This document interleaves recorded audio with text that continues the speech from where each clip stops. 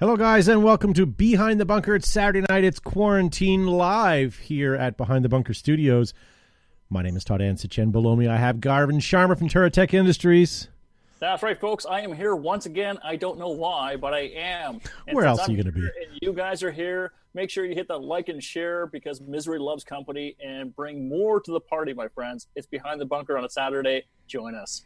Yeah. And then we have Joe Kimson from Flagger's Paintball taking the bottom left. Greetings and thanks for tuning in tonight on a beautiful Behind the Bunker quarantine edition. And I will turn you guys back over to Todd. Who do we got? Our guests. Who else do we have in the show? This is a first. We've never had Joshua Silverman on the show. Desperate times call for desperate measures, right, Joshua? Like I said, it was my assumption you ran out of really cool people, and I was available.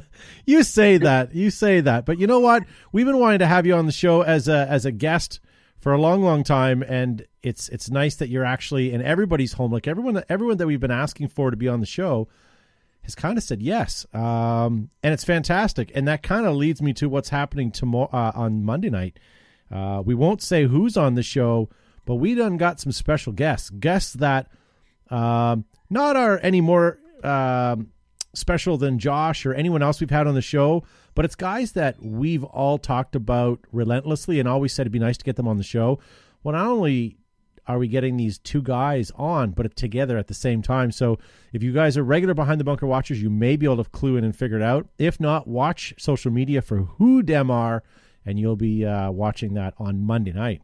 But I mentioned it to Josh. Show coming up, but I think Josh is feeling a little sad right now that we're not, there's no fanfare. We're not building him up. Well, we did talk. Pumping pageantry. We did. I did talk to Josh, and he kind of helped it along. So it's partially to him and John's behalf that we're having these guests. So, Joshua, rather, we have not seen you since Cup. Joe and I, maybe? About right, now that I think about it. Yeah. Were you at Extravaganza? No. I did not make Extravaganza this year. Well, I was so blessed for so long to have Extravaganza in my backyard here in Northern Virginia, and they moved it out west, and it wasn't possible at the time for me, unfortunately. I hated to miss it. Yeah. Paintball Extravaganza was a good one. Was it a good one? I guess it was a good one. Record number of vendors. Yeah, I don't know what else to say. Couple shenanigans. No, I'm trying not to put a damper on it because you can easily say some of the negative things that happen at that event. Sure. But aside from that, I mean, it was a successful event. Great amount of vendors, great conversations with people. Up until the coronavirus, because that wasn't even on people's tongues at the time, it was looking like it was going to be a stellar year. Right. And Tippmann had the release of the Tippmann Stormer and a bunch of neat JT apparel, and all the manufacturers and vendors. First Strike had some really great stuff. Umarex would have had some stuff launched very shortly after because it was getting all launched at IWA, which actually didn't happen. And then there's a bunch of other companies that had some cool stuff. Yeah. Hey, Roger TK in the live chat wants to know, can you fix his Jeep? Record time. Yes. The short answer is yes. I'm essential. I don't know if you guys knew that, but I am essential. And can I fix Jeeps? Yes. Do I want to fix Jeeps? Yes. Please, God, bring me your Jeeps. I got to do something. Perfect. So, you know what, Josh? If anybody hasn't seen the documentary, The Complete History of Paintball, and have no idea who the hell you are, can you give us a little bit of a brief bio in terms of why we invited you here tonight? Well, I've been in paintball for creeping up on 30 years now. I started in the early 90s. Very early on, walked into a little place that had just started called Pev's Paintball and met a man behind the counter there by the name of, obviously, Pev, and his partner at the time, John Amadea. John and I have worked together ever since. I started my paintball career very quickly after that. Writing for Action Pursuit Games for Paintball News, and obviously working with Paintball Consumer Reports International, PCRI, that John and Pev published. And then not long after that, after I worked at some stores and fields and played tournament paintball all my way through college at Campbell University down near Fort Bragg, North Carolina, wound up going full-time with Paintball 2 Extremes magazine, worked there for several years as assistant and associate editor there. And after that, worked on this side of the ocean for Paintball Games International, PGI magazine. I know a lot of people remember very fondly. Lord knows I do. Worked in promotions, helping run a pretty successful paintball league called the CFOA. Had a great time doing that down in North Carolina, South Carolina, Georgia, Tennessee. Met some amazing, remarkable people doing that with league owner and promoter Larry Moach back in the old days. And I've worked in the industry ever since, worked for various companies, Empire, Tittman, JT, Pinocchio, Stiffy. Lots of different companies have seen some reason to bring me aboard, and I've been around for a long time, and I've been blessed to have an amazing career in paintball that's blessed me with everything that I have, from my home to my cars to Jeeps, wrecked Jeeps to work on. That's a whole other story. But great jobs, great people, great friendships, my wife and my whole life. Yeah. So you didn't get bit with a tournament bug too, did you? Oh, yeah. Yeah, everybody seems to go through that phase, right? Absolutely. And that was a great phase for me too. Yeah, it really is. Josh Zubizaburkis is in the live chat saying, finally, a better Josh. Oh, geez. There's lots of great Joshes out there. I'd like to think I'm near the top, but hey, that's not for me. I told Josh whoever's going to shave first gets to be on the show this weekend. So looks like you win that one with your freshly baby face there. That's me. Yeah. Yeah, we just can't have two Joshes on the show at the same time. It's like when doves cry.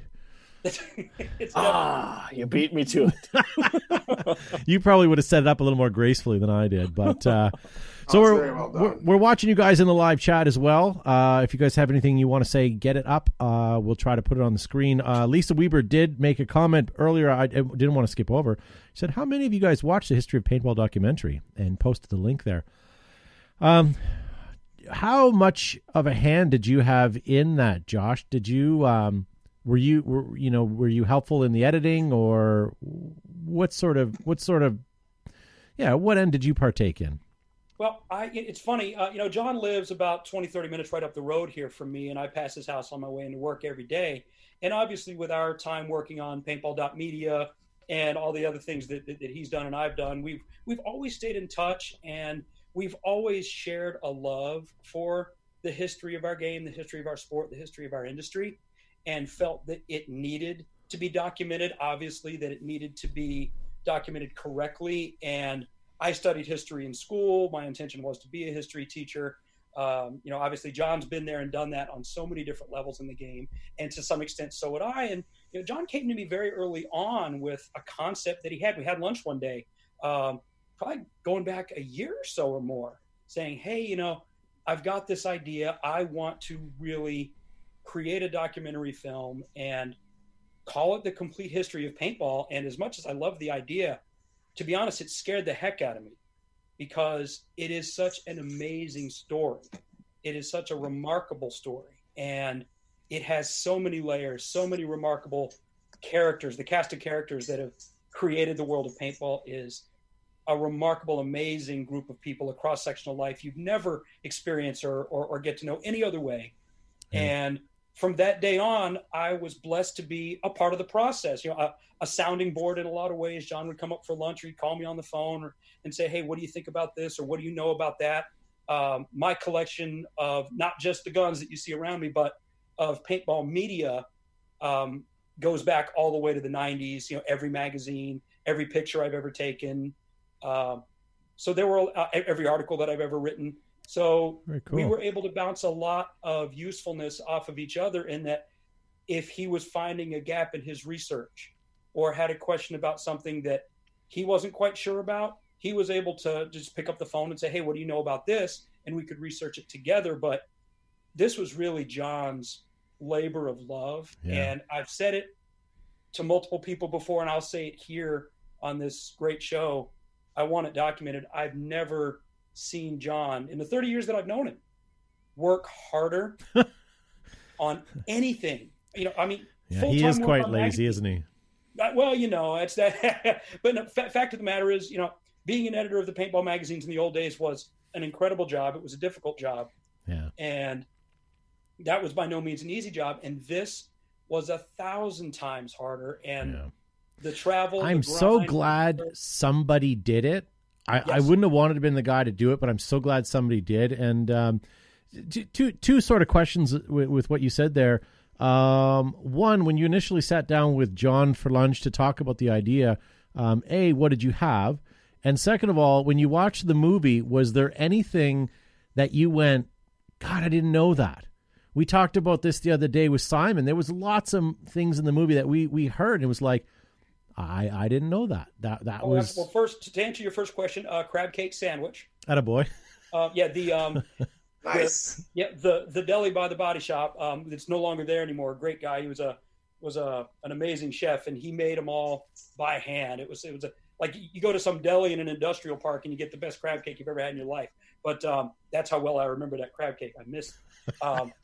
And secondly, secondly, yes. And I've said this before too, and I'm glad again to have this form, this place to say it again too, so that people can hear it. I didn't know what I didn't know, if that makes any sense at all. We all thought we knew the history of paintball. Many of us did know it very well. Your Deborah Dion's, your people that were there in the earliest days. Those of us who followed soon after myself, like I started in the early 90s, we'd all heard the stories, read the articles. We all thought we had an idea of, oh, hey, this guy talked to this guy, and then this happened. We all thought we had our heads around it, but the real boots on the ground, going to New Hampshire, walking around in the woods, sitting down with the people who were really there that first day, we had no idea what we didn't know. And it was so remarkable for me, who's been blessed to make a life out of this incredible game that we have, and who is driven by the history of it and the documentation of it, for me to have sit down and watch something that I did play a small part, albeit in helping to create. When I watched it, even I was glued to it.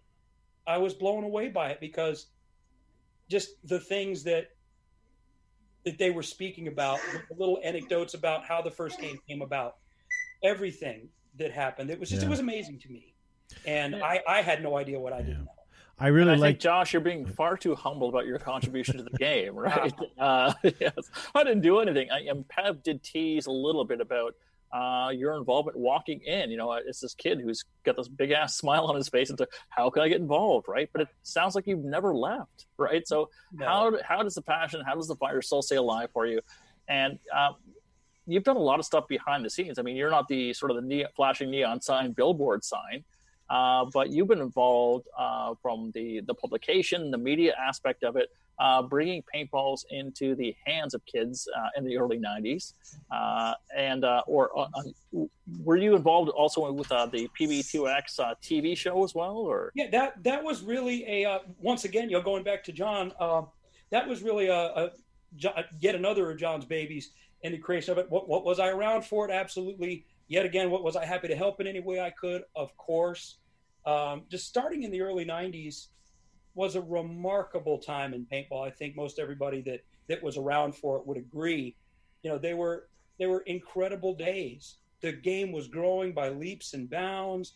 The first time I walked on the field to play a game of paintball with a little plastic gun in my hand, the guys on the other end of the field were the Lurps, the 88 world champions. And they shot me to pieces. I mean, I couldn't even see these guys. They were so far away, and they took me apart. And I fell in love with the game immediately, and I've never fallen out of love with it. And a big part of that is really because of the people that I've met.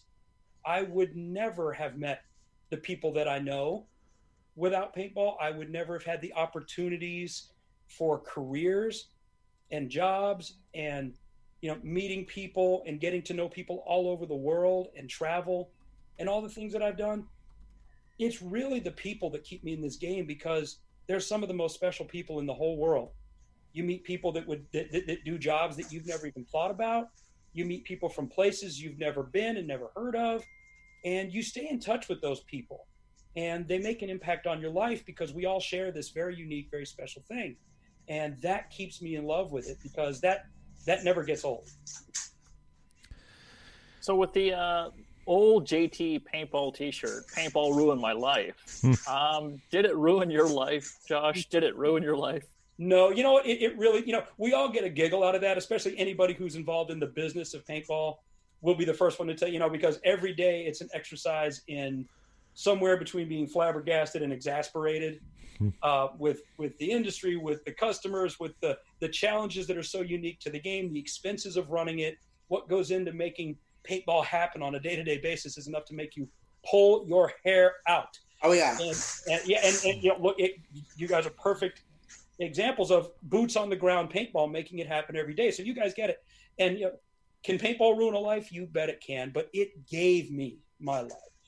It, you know, going back to, you know, just tagging on to what I said earlier, you know, I met my wife in a city I'd never been before because of paintball.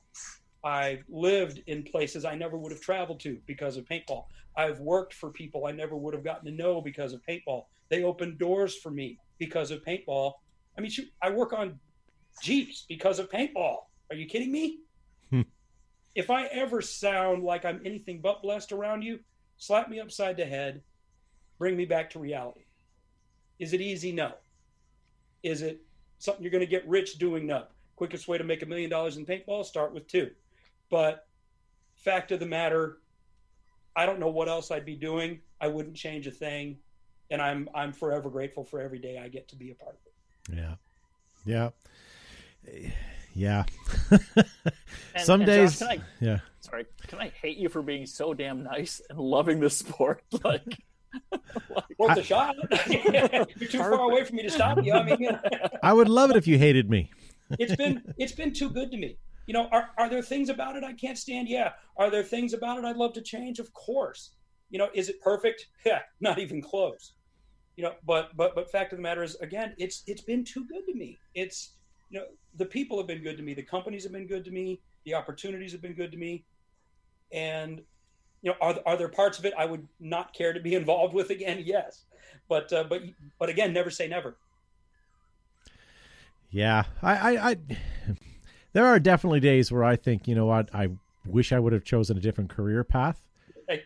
But on the same token, you know, again, like as Joe pointed out a couple of weeks ago, this is kind of where we met everybody, and you know, I wouldn't know half these people otherwise, and you know, maybe like Josh or, you know, Josh and Gavin, I'd be better without knowing, maybe, I don't know. But, you know, I met my wife through paintball. As you did. Yeah, the only person I know from this is my sister, which is his wife. Well, you met your wife at a paintball field. I met my wife at a paintball field, absolutely. Yeah. The only thing I would have done. And Gavin, you met your... Oh, you're not married. No, I think I left my wife at a paintball field. Awesome. Sorry, I'm never too soon. I'm never too sure if it's too soon. Yeah. If there's any noise in the background, we're fostering 3 puppies, and they're whimpering and whining, and they're shredding paper over there. It's a lot of work. So if you're interested in puppies, contact Joe. Yeah, we have three small puppies. They're about this big. I want a Sarah McLachlan song playing in the background now. Right. Take my puppies. Yeah.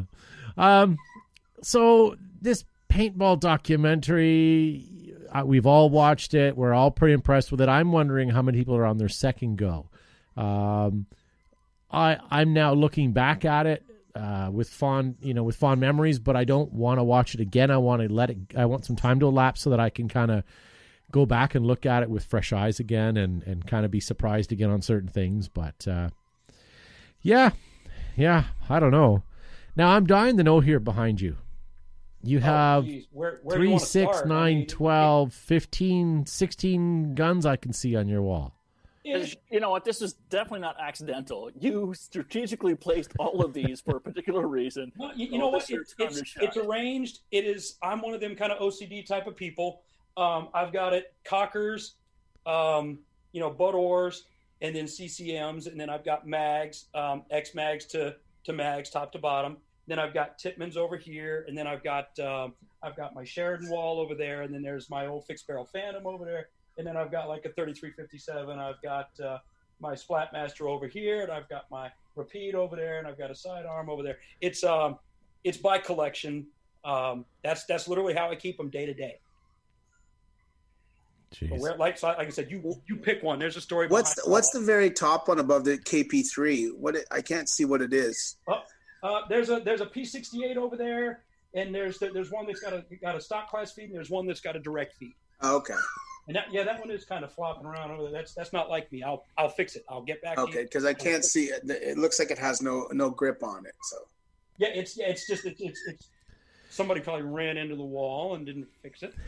In a Jeep? But if I could get a Jeep on the wall, somebody would have me do it. The Jeeps are a whole other thing, but yeah, the Jeeps get me started on that. If you really want to go off on a tangent for a while. Yeah. Dwayne King brings up a good point. He says 6 years ago I Googled Paintball podcast, and that's pretty much what's ruined his life. Thank you for watching, Dwayne King. Was that 6 years that Dwayne did that? When did that? 2014, but we'd been paintball podcasting since 2011, haven't we? I've been involved since 2012. I know my Facebook memories pop up every so often.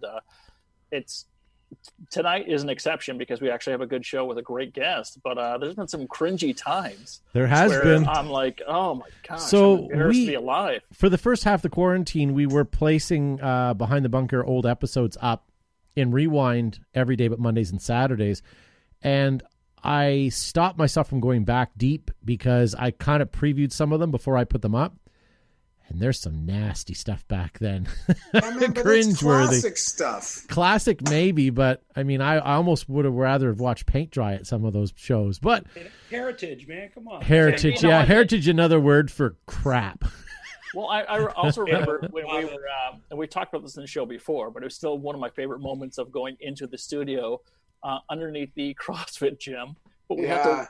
So we couldn't even do sound check while they're still dropping dumbbells. Remember they dropped their barbells and weights on the floor, then pieces of sawdust would fall out of the floor, and we had plastic stapled on, drop cloth stapled to catch all the crap. It was craziness. Okay, so the class ends now, and we can go live because there's no more lugs dropping balls. In my lease, they had to stop classes at 8:00 on Monday. So, yeah. Doing paintball didn't come from humble beginnings.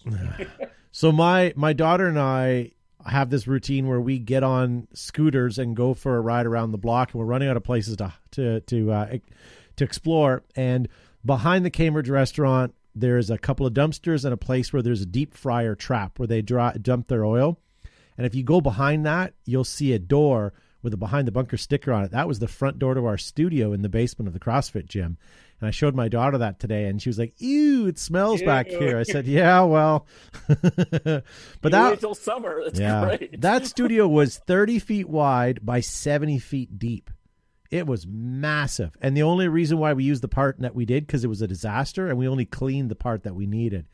But yeah, it was bad. Yeah. It was like an old basement and had a coal chute in it.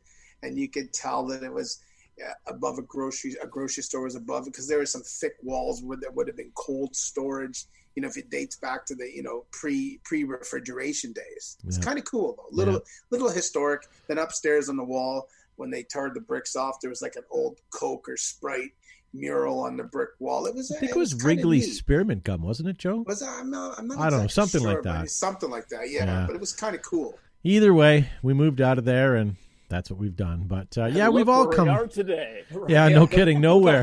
right back to the house. Yeah, we're all in our moving on up. We're all in our homes with our nice sets, right, Gavin? That's right. I'm doing okay. Okay, you know what? I recognize I need a backdrop, but I mean, Amazon is just not priority shipping right now. Okay, I didn't anticipate being in house versus studio. So. Well, if you want to cancel the order, as I say, we'll send that your way. Oh well. So yeah, Josh, we've known you for, God, it's probably been 6-7 years for sure. I'm not even sure where we met you, but it was probably through John. I think, didn't we bump into each other real early on at a scenario game somewhere? Oh, maybe. Could have been. Together? Yeah. Could have been. Which that's okay too. Yeah, but you're like our World Cup friend. We only see you at World Cup. There's a lot of that. Yep. Yeah. You see once, twice a year. You know how it is. Yeah, but isn't that horrible? Like you almost wish that paintball events were longer, so you have a day of socializing than a day to play. Because half the time, like, you know, even flying down a super game, you go in there and you go to your pits, you get your stuff, you walk to the field, and an hour goes by because you stop and talk to people. Yep. and you're missing the game. Like the whole point of being there is on the field. And then when you get on the field, you run into people that you don't talk to all the time, and you see them and you're like, hey, so you start shooting the shit with them. And yeah, like that's paintball. That's the thing about half the reason to even go to a paintball event for someone like me is seeing everybody that I try to stay in touch with and that I don't see all the time. Dustin in the live chat brings up a good point. It could have been Fulda Gap. How about exactly? It was Fuller. It was OXCC somewhere like oh man. Oh, we were down there for the Battle of the Bulge. 1 year, 2012 maybe. Yeah, that was a few years back, wasn't it? Yeah, 'cause I remember we bumped into each other on the field and chit-chatted for a while. Yeah, I remember that one. It was a highlight for me. Well, here you go. What's your favorite field?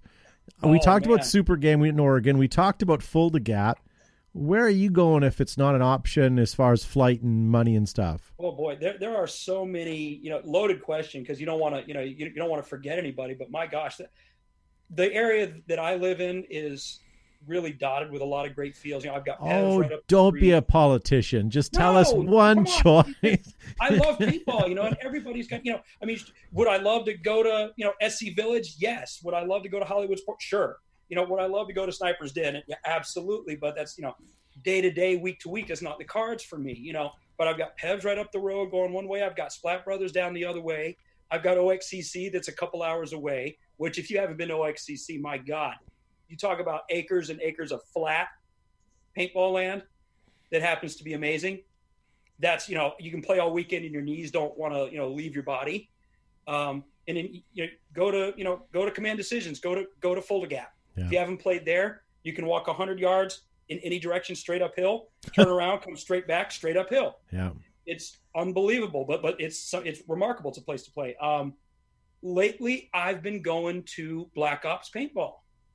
Down, Nate has a Black Ops Paintball near Fort Bragg, in North Carolina, and he just opened another in Myrtle Beach, which has close ties to me because I worked at a field in Myrtle Beach, met my wife there, her family's from there, and they're both amazing fields. If I could just pick up and go, I'd go play at Black Ops because they're great people and they've got a great field. Josh, you keep bringing up your wife. I'm not hitting on you, buddy. Fayetteville from you? Fayetteville's about solid 4.5, 5 hours, depending on whether or not it's a quarantine drive or not. Right. Lucky. Notice how I know that Fort Bragg's in Fayetteville? Mm-hmm. Pretty good, eh? I like that. I like it. You'd have called it Vietnam if you knew. Well, no, I was there, and we were there. My friend and I drove down a few years, probably 20 years ago, before everything was closed, and we went to Fort Bragg, went to the Special Forces Museum. Yep. We talked our way in and did a loop around Pope Air Force Base, and they were doing offloading C-130s with Humvees off the back. It was really cool to watch from in us being Canadians and being enthusiasts, right? You don't really see that every day. So we talked our way onto Pope Air Force Base, just watched that for a while. Then on the way back, we were driving back and we saw the signs for Langley, and we went up to the CIA and said, "Hey, can we get in for a tour?" You didn't way in there, did you? No, we didn't. We said, "Can we get in for a tour?" And they said, "Just turn around here and drive away, please." It was pretty cool. How close you were to a little bit of my heritage down there when you were on Pope. When I was in college at Campbell University, which is right down there, just a little bit north of Fayetteville, my job was working at the MWR paintball field on Fort Bragg, which was cool. There. And that was back in the 90s. And those were some amazing times too. You were, it was right there in the woods. Well, we were there. We went to that the Army Surplus Store, Ranger Joe's and stuff. Yep. We went there, obviously, and then we bought some of the Gore-Tex parkas when they first came out, the Woodland Gore-Tex parkas. That sort of shows, when we got those. It was cool, fun times. Yeah. Hey, Dustin in the live chat says that was 7 to 8 years ago now when he and I met at Fulda, and you were there working with Pinocchio at the time. That's right. Absolutely. Those were good times too. Good for him. A whole other section of baloney. Dwayne King says, "I met Todd once, just once, and that's all it needs to be, my friend." Black Ops is a good field. Agreed, bag of chips. So very much agree. Congrats on your 3D print. That was, as I said, that was awesome. Yeah, that was very cool. We got that. Dwayne sent me a message that he tagged me that he did a 3D printed flag raider field of our field Saigon. So he's got all these 3D buildings. So then we were going back and forth on Facebook, and I got him share. He shared it, so I shared it on the flag raider page, and I shared it at a couple other places. It's quite spectacular. It's got these we have some normal traditional paintball buildings, and there's picket fences, and he's got these little buildings with picket fences. It's really fantastic. I really like how he's got there's a single tree on the field in the middle of this prop town, and they put 4 picket fences around it so you can't get to the tree. And it's ridiculous, but he 3D printed it. It's like that is a familiar prop, right? I thought that was awesome. And the market square in the middle's there, and there's a school bus. He's got a couple Chevy vans and a SWAT van. It's cool, very cool.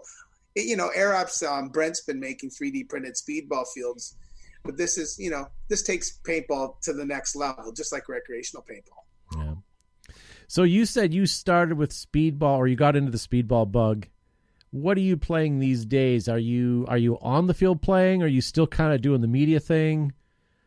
Oh, geez, it's all of the above with me. Just once again, I love the game. And, for me, obviously, am I on the field with a camera, taking pictures? Yes. Do I do a lot of that? Absolutely. It pays some of the bills, but used to be a great living. Anyway, but no, I still love to play the game. These days, generally, it's a lot of scenario games, a lot of big games. But, last summer, I got shanghaied into playing the ICC, and I had an absolute blast. It was the first serious tournament I had played in years, and it showed. And that's all I'm going to say about that. But I had an amazing time. Played with Northwest Road. Those guys were great, gracious gentlemen, and they would they have me back? I have no idea. I think I shot a guy or two. But no, do I want to play a little more tournament ball? Yes, I do. I'll have to eat a couple more salads. A little less quarantine food, I think, but mostly these days it's a lot of scenario games because you get to play at your own pace. You get to play where and when you want to with whoever you want to. Yeah. And that's the joy of paintball to me, is to go and shoot it up with my friends. And that's what I love about the game. So one of the things I just noticed as you talked with the ICC, Josh, is a big ass smile on your face. So tell me a little bit about why that was so exciting for I guess tournament paintball. What makes it different from regular sort of league play? Well, league play, obviously, as someone who's promoted tournaments and competed in tournaments, it's important. It's a critical aspect of the game. It drives technological innovation, but tournament paintball also has come a long way. You've got to be an athlete to play it now, or you're not.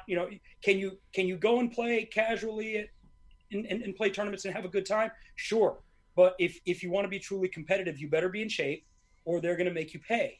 And paintball has come a long way in that, when I was very active in tournament play, it was 10-man, it was in the woods, and then it was hyperball and just the very early stages of airball.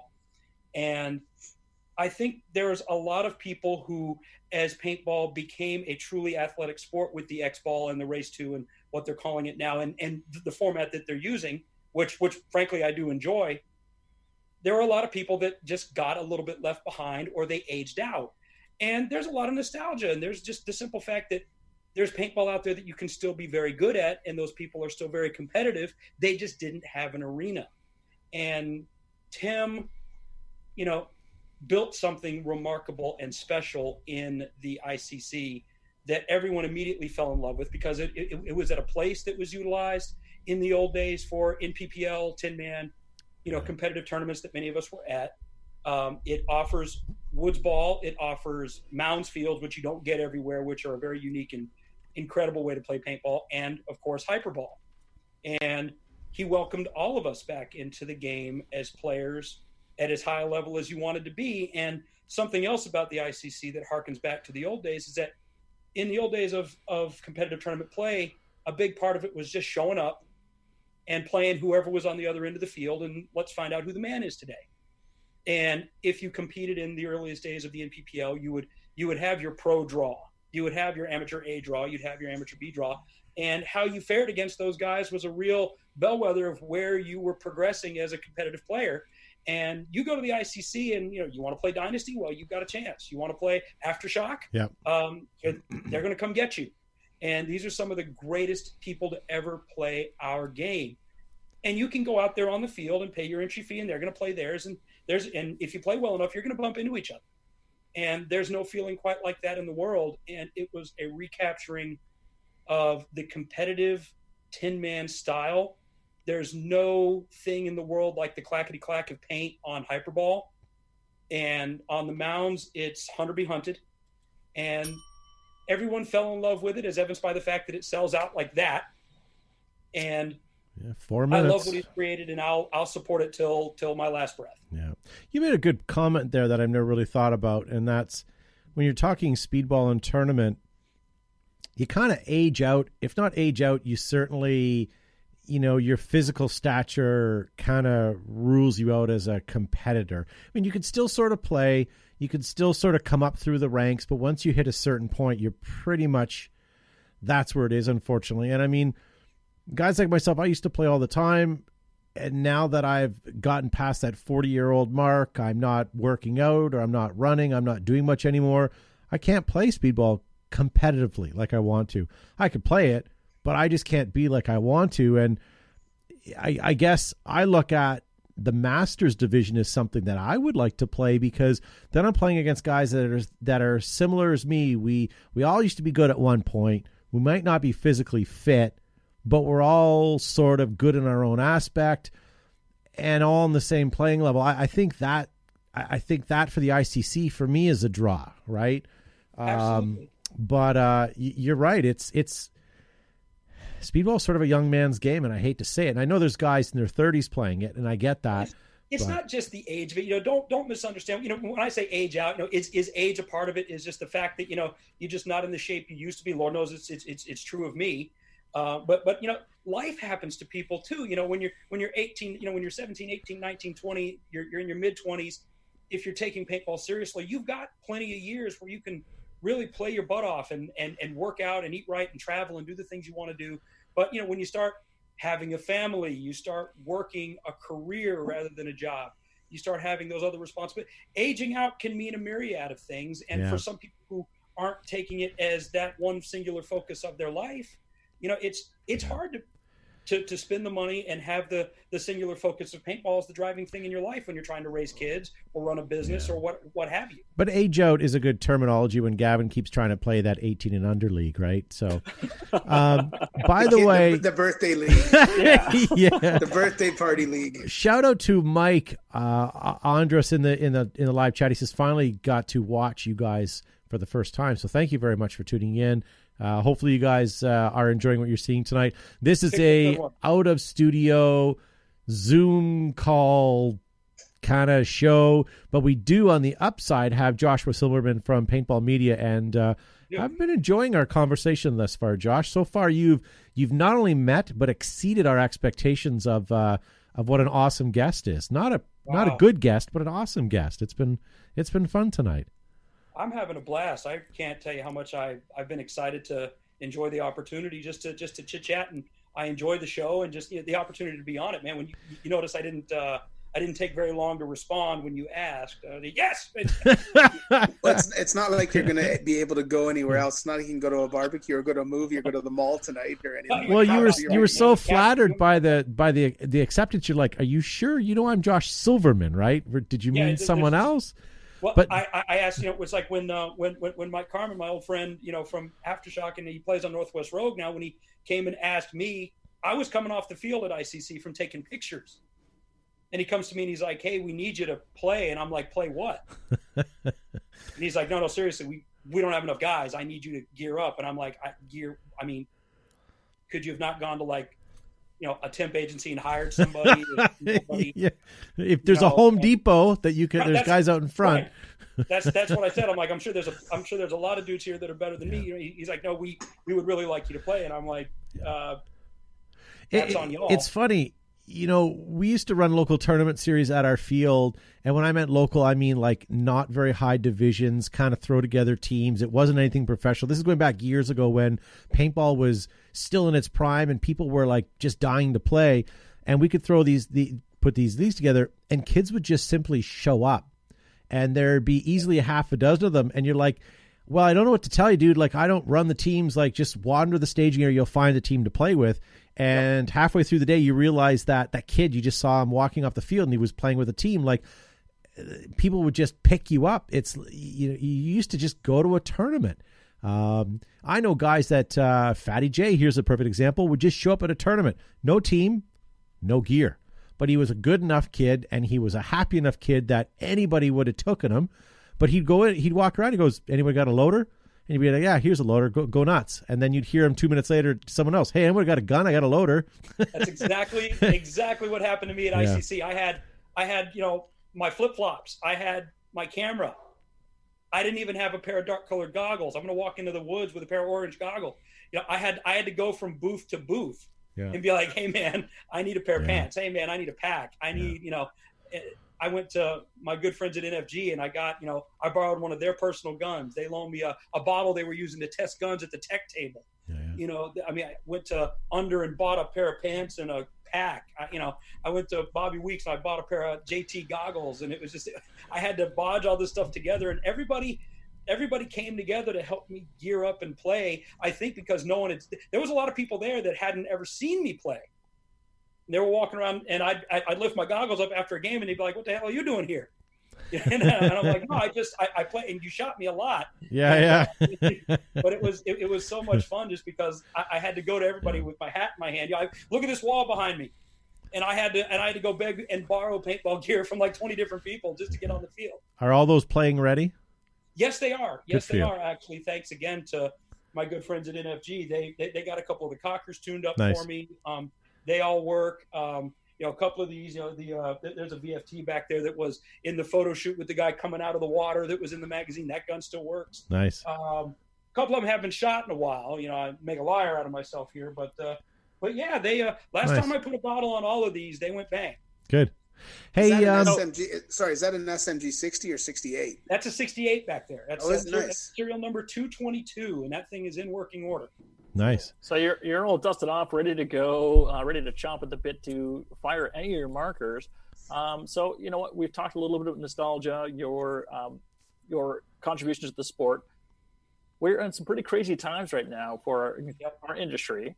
So what advice would you give, or what hope would you have for our sport, our industry, and the individual player when the floodgates open? What do you hope to see happen?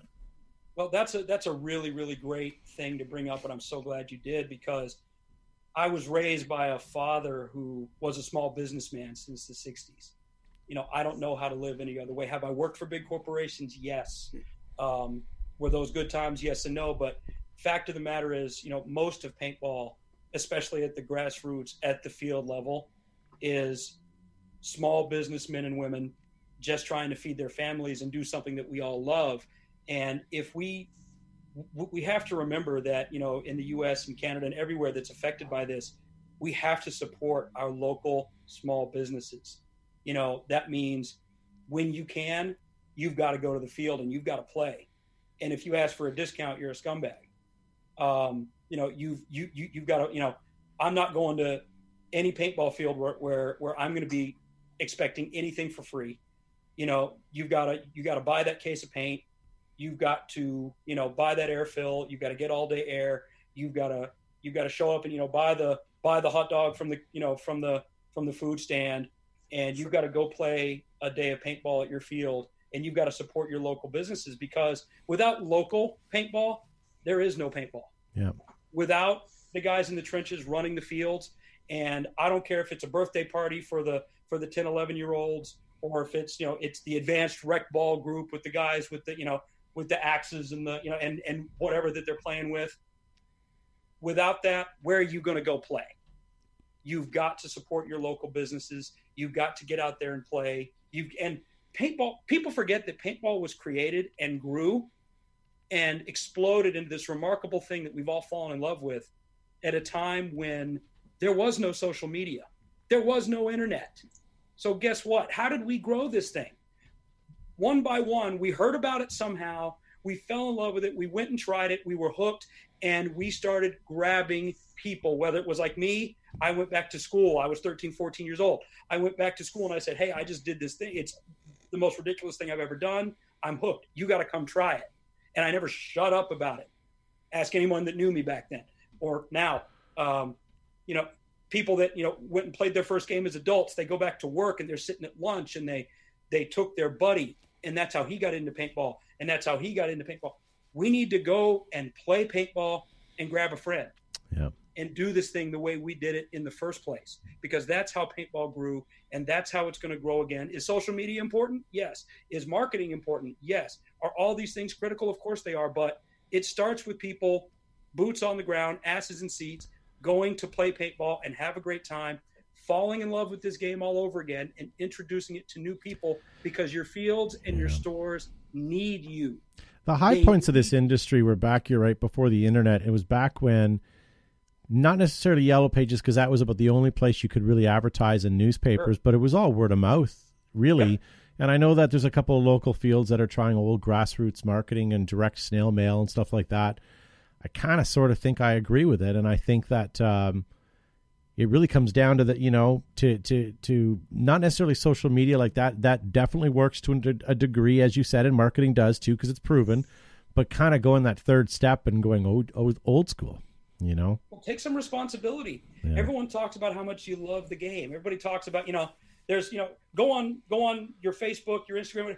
There's a lot of paintball out there. There's a lot of people that love our game and that play it. But at the same time, never is it more important than it's ever been to show your love to the game and show it to the people who truly keep it alive. And that's the ones that are out there giving you a place to go and play. Yeah. You've got to support your local fields. You've got to support your local stores, such as they are. Hey, there's a fellow in the live chat. I don't know if you know who he is. Uh-oh. His name is Little Davey Veldoff. He says, hey, guys. Oh, Lord. Hey, Josh. He says, great guy and great friend. Josh, how do you feel about the atmosphere at major events now compared to back in the late 90s, where you used to have 50 vendors compared to now, not so few, but not to answer the question, but vendorship is a whole different thing now opposed to back then. But how do you equate today's games back to the 90s when you're rocking those?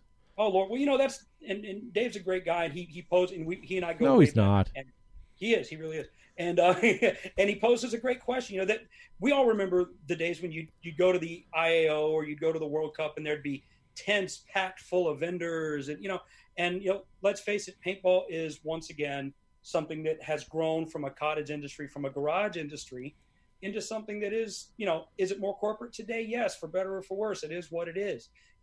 Was the atmosphere different in the 90s and the early 2000s, and it's what we all believe to be its heyday, because there were, you'd see JT tents for miles, and you'd see, National Paintball Supply, and you'd see, RP Share, and you'd see Reds, and you'd see, and it just the names go on and on, your AGD and War Game Products and blah, blah, blah. Those days aren't over, but paintball is going to see a renaissance, and we're starting to see a little bit of that, a renaissance of smaller businesses that are having great ideas that create them in their basements, in their garages again. Was the atmosphere different? Yeah. Was it better? I don't know. The difference, I think, back then was when we all showed up for a day of competition at a tournament, you were there all day. Your first game was at 8, your second game was at 11:30, your third game was at 3 p.m. And so everybody who showed up at the event, they were there all day. These days, in the truly more athletic environment of the game as it is today, you show up, you play your matches, you're worn out. It's time to go and get a shower and get some dinner and look at your plays and look at the games that you won and what you did right and the games you lost and what you did wrong, who got shot, whose moves are working. You've got a lot to study, and that takes time. And that I think is the real difference between then and now, is that everything is much more structured now on the national level than it was. There again, why I enjoy the scenarios. You've got your vendors, especially the big ones. You enjoy your vendors, you've got your scenarios, you've got a special field, but it's a more laid back and casual atmosphere where you can go and see everybody and hang out and do things at your own pace. Yeah. George, hey, had a suggestion here. He says, didn't have internet sales back in the 90s, so you had to go to the events to make those sales. How about that? Yeah, I agree. Joe and I were talking about this with John the other day about how World Cup back at Disney property used to have a whole vendor row of one-off vendors. Oh, yeah. I make custom barrel socks, and I make, the best lightning drop forward. I hand cut my lightnings. That's right. I had the flame drop. That's flame right. drop. That's it. That's the money. That's the one. You really wanted to be taken seriously. Yeah. So little Davey Veldoff says, great insight from Josh, a true paintball diplomat as well. Thank you. I still have my Silverman jersey. Yeah, he asked me for one a long time ago, and there again I asked him why, and never could give me an accurate answer. I assumed he was going to wash his car with it. DNA. He's using the jerseys as yes. Ooh, that's a terrible idea. You'll wind up with a whole bunch of anxious, self-conscious, an army of people that are hypersensitive to pain. Yeah. And Corey Kimson in the live chat says Doodlebug Sports. They were back in the day when we were going to World Cup. DVS, we used to go to World Cup and see them all the time. That's right. You can think of a lot of them. Look at Rose from Unique. She made packs and gear bags and things like that were second to none. You wanted a barrel, you went and saw Joe from J&J, or you went to Latco, or you went to any number of these companies that have either been have gone by the wayside, come and gone. It's a great point. Think of the trade shows at the IAO. They had a big tent, and you could just walk around for hours and talk to vendors and talk to Bud Orr and Tom Kay. Remember when all the trailers used to exist, like the show trailers? Absolutely. The Shock Tech trailer, the DXS trailer, the CP Custom Products. CP, that's a great one. Yeah, the Empire used to have their own. Titman used to have their own. Dye used to have their own. Yeah, all these companies used to have their own. Josh, I have a question, Josh. What do you think? Or have you been using the PB Strong and the Paintball Strong hashtag as sort of a unifying thing? I've been trying to share it, and there's the manufacturers have really come together. All the manufacturers seem to be on board, and they have a Monday, Tuesday, Wednesday, Thursday, Friday, Saturday format that they want everybody to share and tag in their posts, so they have a certain theme. But I think it's really falling. All these initiatives are really falling on the same group of people.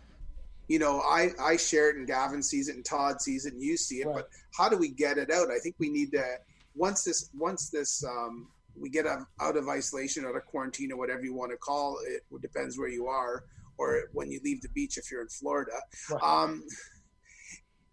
I think we're going to need to rely on our spouses and our neighbors to share some of this, to get it out to this different demographic until we all have an opportunity to actually meet somebody and say, you need to come play paintball. So can we slow that down a little bit? Either Joe or Josh talk about what the heck is Paintball Strong, and what are we hoping to achieve with this?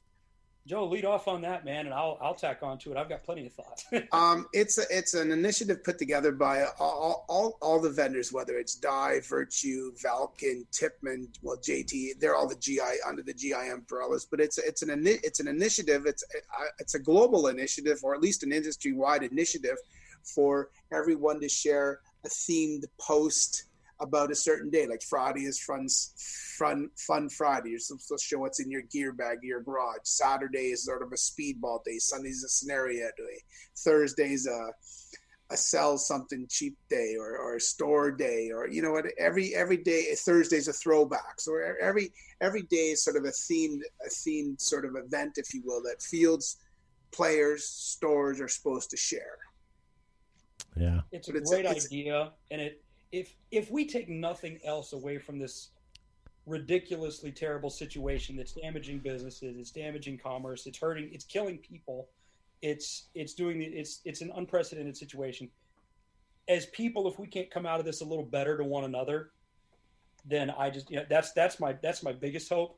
As far as paintball goes, I love the Paintball Strong initiative. I do use the hashtags. I think it's special. Anything we can do as players and custodians of the game and the sport to come together and celebrate each other and our shared joy of the game. That's important. And what I think it's teaching people to take away and to really remember in a way that I think people used to in the older days of paintball, that I think the newer generation is learning now, is that we're all ambassadors of this unique thing that we've fallen in love with. Yeah. We all love paintball. We all enjoy it, whether that be on the weekend with your Tippmann in the woods, whether it be somebody who works in the game, who runs a store, runs a field, who's corporate, who makes their living off the game of paintball, whatever it is. I don't think anyone here is doing this to get rich. Maybe in the long term, yeah, I'd love to, but we're doing this because we love it. That we've fallen in love with something that's unique and special. Sadly. And if we don't take good care of it, we're going to lose it. Mm-hmm. And nobody wants that, because that just means more Jeeps for me. There's a lot of us that would just have to go and get a different job, and that stinks. And, if we would all be just fine going and, playing golf on the weekends, then that's where we'd all be. Yeah. And paintball wouldn't be here because it wouldn't be necessary. But there's a spark inside of a certain group of us that have fallen in love with this unique and special and different thing that sets us apart from the guy next to you at lunch, from the guy behind you in traffic, from the guy sitting next to you at church, from whoever. Yeah. We do this because we love it. We love being together with like-minded individuals, and we like being a little bit different. And we have to be individual ambassadors of our game. Yeah. We have to share it. We have to love it. We have to invite people into it. We can't just wear T-shirts anymore that say Tippmann or JT or Valken or whatever company. We've got to wear T-shirts that say paintball, come play. Yep. We've got to love this game in a way. I like paintball strong, but we almost need it to say paintball, #paintball birthday. I know that sounds corny, but that is, you know what I mean? That has almost a little more validity to it. We should probably start winding down. We're about an hour in. Lee Williams wanted to know, didn't BTB have a trailer? We had a hot dog cart at one point. That's about where our budget was.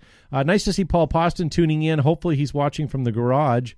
And people are egging me on to take my hat off to show my progress of my hair. Not a chance. Gavin, did you get a haircut or did you just slick her down? Oh, that's a lot of gel. Like I'm talking like 80s gel. Pomade? Yeah. I almost wore a hat tonight, but it's just like I don't want to completely thug it out, but I'm desperately I'm hoping I don't have to cut any of this. I need to get back to my mojo. Yeah. And that's my hair. Okay, we get 100 live viewers on Monday night for our Monday night show. I will take my hat off. Oh man. Please don't. It's gotten so bad that my wife is not tempting. My wife is begging for the opportunity to cut my hair down. Okay. I was tempted to allow my daughter to trim my hair, but I know we have announcements in the province about opening up the economy. Yep. So I'm holding off. Fingers crossed. He's going to do his part. I like Why isn't a hair stylist an essential person? Oh. It is for me. I didn't realize it's for me. I had to trim my eyebrows. My hair grows so fast. I do okay. I really, I just clip mine. Yeah. No, my hair grows so fast. My nostril hair can put a better mustache than my. I can implant. Yeah. That ear hair. One of these days, I want to tie my nostril hair to my ear hair. Jesus. Do a quick braid. Yeah. Oh, Jesus. So, 100 live viewers for our double special guest on Monday. Josh, you know who we're talking about. We talked about it the other day. Thumbs up, thumbs down on the choice. Oh, are you kidding? It's going to be amazing. Yeah. You're going to have it's going to explode. I'm so excited to see how it's going to be. The viewers are going to love it. You're going to have questions piling up in the chat. It's going to be people young and old. It's going to be new and old school players. It's just going to light everybody's fire. It'll be good. I think it's going to be amazing. All joking aside, Josh, I know we were kind of teasing you. It's an honor to have you on the show. It's well overdue. It was nice just to finally sit down and chat with you. You're an interesting fellow. You're very humble, handsome. Now that you've shaven, I'll stop you when you say something wrong. Keep going. The up the nose view there would have been nice to have more of a side profile, maybe. Yeah. There you go. You've got one of those 1920 movie star burl chest things. Yeah, you like that? Yeah, it's the shirt. It's all on how you plug it from off camera. It's the stripe. It's the stripes. The sort of the offset right. Yeah, geometric shape. They don't make makes a you stripe look that slims me. Quite svelte. Yeah. I still gotta say, Josh, I hate you. You're just too damn nice. You're just too knowledgeable. Like, I mean, you are. Get me playing Call of Duty. You'll see a whole other side of me that you won't want to like as much anymore. I'll say I've got a whole different vocabulary. I've got a whole other side of me. So don't worry. When you play Call of Duty, do you dress up? Do you wear like a bump helmet and goggles and your camouflage and a plate carrier? Yeah. Like, no, do you cosplay it up? I'm all no, absolutely not. And it's all paintball people with me, and we just shoot the hell out of each other just like we do on the paintball field. Yeah. And it's a great way to stay in touch with people all over the country and all over the world. Nice. Hey, Lee Williams is egging me on, saying make it 75. Todd, make it real, make it 75, says Lee as well. Brian Barno also wants to know who it is on Monday. You'll find out in the next day or two. I'm still confirming. Both these people have agreed. Barno, I just want to make sure. Yeah, Barno's going to want to be there. And in fact, he's my ringer. If one of those two can't make it, Brian's in. He's the third. He's the third place runner up. Default. So if we can get 100 live viewers, ladies and gentlemen, I will take the hat off, and I will # behind the bunker strong. We got to get our. Yeah. I love it. It's going to be great. Yeah, but if we get close, if we're about the 98, 99, I'm going to quickly duck off camera and get my head shaven like Joe before I show it. It's pretty bad. Oh, well. I saw it yesterday. Yeah. I thought it was kind of nice. I don't know. There was a slight breeze yesterday, and Joe saw it, and it was like, it's like ocean waves. It's so long. I liked it. I thought it was a whole new thing.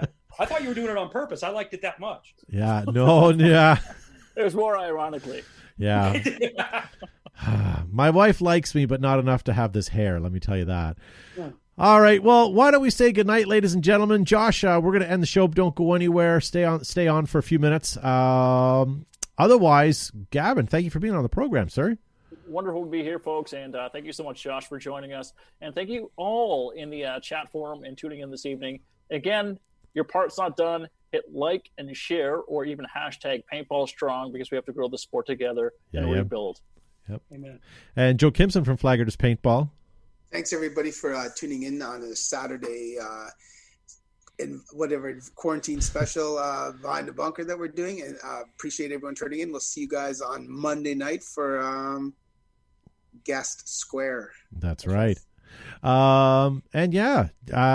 Again, Josh, thank you so much for being on the show. It was nice to have you, my friend. And this is first, not necessarily the last. You've kind of opened up a can now. So I'd love to be on as much as y'all will have me. It was an honor and a pleasure. Thank you. You have an opportunity to come back on. You just can't say y'all again. Speaking of y'all, I have a question. I can't make any promises on that. That's, do you when you go out and have crab cake sandwiches? I last couple times we were in the States, even in Tennessee, I couldn't find any hush puppies. Is there any good hush puppies around your place? You're looking in the wrong places. Then we hush puppies we can get you. Oh, nice. We got to get you a little further south, a little further east, get you into the Carolinas. I'll take you to Lexington, North Carolina. We'll take you to the home of barbecue, and we'll get you some hush puppies. Nice. Excellent. Hey, guys, do you know that if it wasn't for GI Sports, Air Ups Bunker Systems, Ruthless Paintball, Altama, Exalt Paintball, Planet Eclipse, Enola Gay, Ninja, or DLX, you wouldn't be watching us tonight. So thank you to all of our generous sponsors, and thank you to all of you guys that are watching every night and listening in our podcast version. Those you guys, we don't hear from you guys, and we appreciate you downloading every week, so thank you much for doing so. Thank you to everyone at home watching, and I guess we'll see you on Monday night. Take care.